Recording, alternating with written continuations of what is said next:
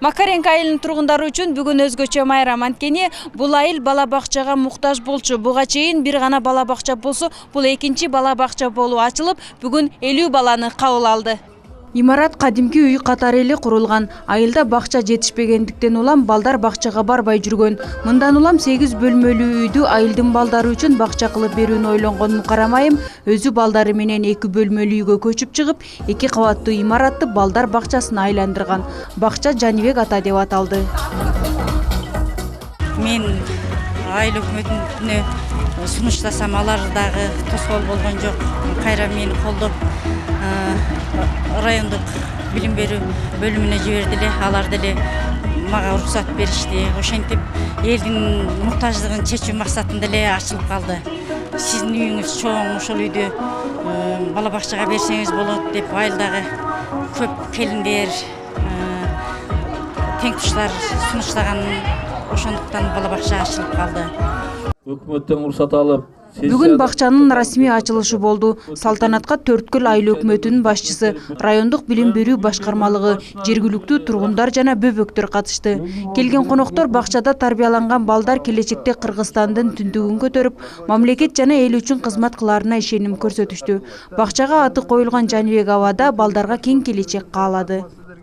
Алтындай сөздөр айтылды. Ушул сөздөр бардыгы ушу келечекте өсүп жаткан балдарга эм болсун.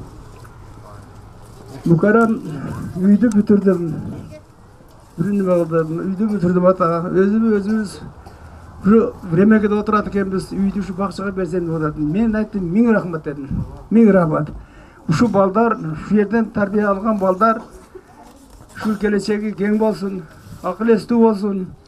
Ушу аркасы ушу мына райондо акимчиликте иштегендерден болсо алды Бишкекте иштесин. Андан соң чогулган айылдыктар бакчанын кызыл тасмасын кесишти. Бакча 50 балага ылайыкташкан, бардык шарты бар. Уктоочу, ойноочу, сабак өтүүчү жана ашкана бөлмөлөрү баары талапка жооп берет.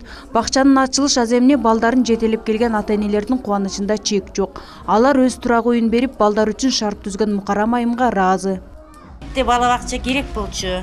Себеби дегенде балдарыбыз мындай азыр кээрлеринин ата-энелери иштери аяка бияка чыгып калган мезгилде балдар көбүнчө ушул кароосуз калат эле да. Мына азыр ушу бала бакча ачылып, баарыбызга жакшы болду. Себеби дегенде 50 орунду болуп ачылды. Бардык шарттары жакшы. Ушу иштеп, ушу эл үчүн кызмат кылайын деп, патриоттук сезимин козгоп, ушул бала бакчаны ачыптыр. Чоң рахмат. Ата-энелер баарыбыз ыраазыбыз. Мурундары мен балам көчөдө эле ойночу эле. Анан азыр ушул бакча ачылат дегенде аябай кубандык. Мына бүгүн чоң майрам экен, кубанып балдарыбызды алып келип отурабыз ушул жерде. Чоң ийгиликтерди каалайбыз. Жакшы бакчалардан болсун дейбиз. Буга чейин балдарым үйдө карайт элем өзүмчү. Азыр мына жери ачылып, балдарым 2 балам алып келип атам. Мен бир баламды жаздан алып келем, Кудай кааласа.